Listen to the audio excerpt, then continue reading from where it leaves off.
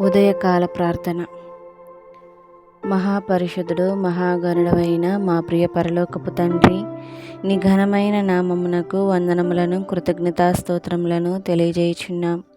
దేవా, గడిచిన రాత్రంతయు కూడా నీ బలిష్టమైన రెక్కల చాటున భద్రపరిచి ఈ వేకు అని నిన్ను స్తుతించే గొప్ప భాగ్యమును మాకు దయచేసినందుకు నీ వందనాలు. దేవా, ఇటువంటి సమయమును చూడలేక దేవా, ఎందరో విద్యావంతులు అందచందాలు గలవారు కాలగర్భంలో కలిసిపోయి ఉన్నారు. దేవా, ఏ మంచి, ఏ అర్హత, ఏ యోగ్యత లేని మమ్మల్ని తండ్రి దేవా, ఈ రోజును చూసే గొప్ప ధన్యతను మాకు దయచేసినందుకు నీ వందనాలు. దేవా, నీవిచ్చిన ఈ రోజంతటినీ తండ్రి నీ హస్తాలకు అప్పగిస్తున్నాం. నీవే సంరక్షించండి, నీవే ఆశీర్వాదకరంగా మార్చండి. దేవా, ఈరోజు మేము చేసే ప్రతి పనిలోనూ నీవే తోడుగా ఉండండి. దేవా, ఉద్యోగాలకు వెళ్తున్న బిడ్డల్ని నీ జ్ఞాపకం చేసుకోనండి. ఏ అవమానములకు గురి కాకుండా వారి పనిని ముగించుకొని తిరిగి మరలా గృహం చేరే వరకు నీ బలిష్టమైన రెక్కల చాటున భద్రపరచండి. వ్యాపారస్తుల్ని నీ జ్ఞాపకం చేసుకోనండి.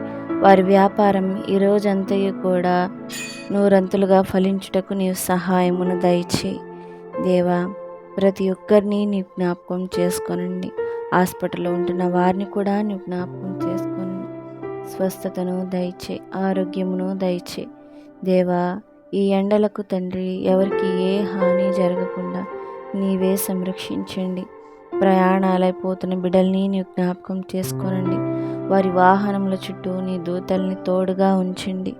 దేవా, నీ యందు విశ్వాసం ఉంచి వారి పాదములకు రాయైనను తగలకుండా నీ దూతలు ఎత్తిపట్టుకొనునంట. తండ్రి, వారి పాదములకు ఏ హాని జరగకుండా, వారికి ఏ అపాయము సంభవించకుండా తండ్రి నీ హస్తములలో దాచిపెట్టండి.